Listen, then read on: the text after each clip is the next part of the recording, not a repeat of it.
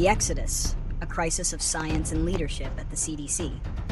When the director of America's premier public health agency is fired, and her top deputies walk out in protest, something is fundamentally wrong. The recent turmoil at the Centers for Disease Control and Prevention, CDC, is more than just a bureaucratic reshuffle.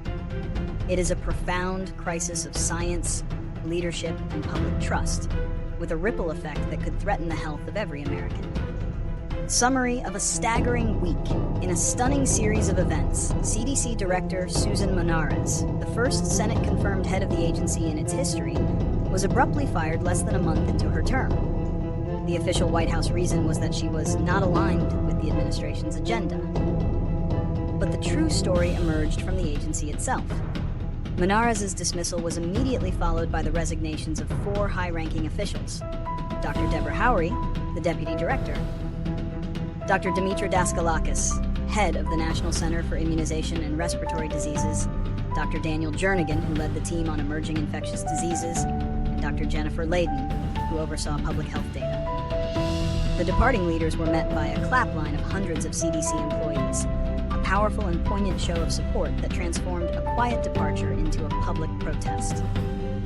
It was an unprecedented act of defiance, a clear signal that the agency's career professionals were standing in solidarity with leaders they believed had been forced out for standing up for science. The reasons and analysis, a clash of agendas. This crisis is rooted in a fundamental clash between 2 worldviews, one based on scientific data, and the other on political ideology. Monarez's lawyers released a scathing statement, asserting she was terminated for refusing to rubber stamp unscientific, reckless directives, and for protecting dedicated health experts from being fired. The resignation letters from her deputies reinforced this message.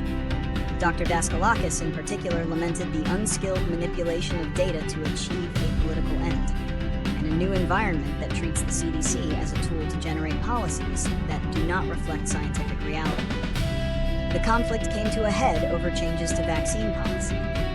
Health Secretary Robert F. Kennedy Jr., a known critic of long-standing vaccine guidelines, had already dismissed a key scientific advisory panel and replaced its members with individuals who share his skepticism.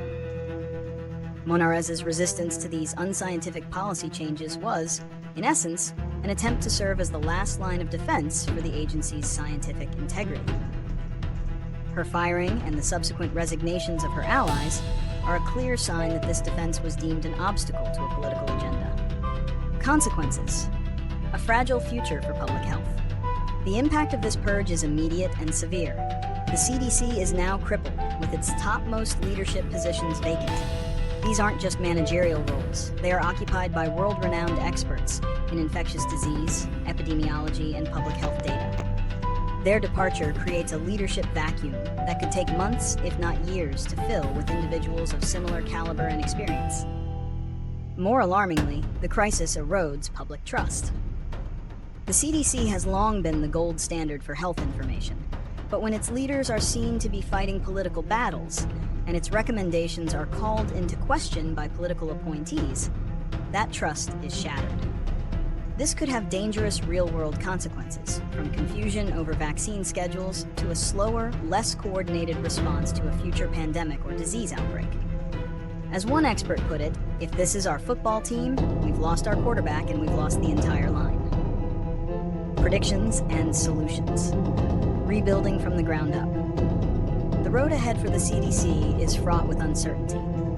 In the short term, the agency will likely operate in a holding pattern under an acting director, Jim O'Neill. However, the deep-seated morale issues and the political climate will continue to make it difficult to attract and retain top talent. The legal challenge from Monarez's team also introduces a new layer of legal and political drama that could further destabilize the agency. For the long term, a significant overhaul is needed to depoliticize the CDC. Many public health experts and even bipartisan members of Congress have suggested institutional reforms. This could involve making the director a nonpartisan, fixed-term position, or even structuring the agency with greater independence from political control, similar to the Federal Reserve or the National Institutes of Health. Ultimately, restoring trust requires a return to a culture of uncompromised scientific rigor and transparent communication. means appointing leaders based on their expertise, not their political alignment, and ensuring that the public health data and recommendations they produce are free from political manipulation. The health of the nation depends on it.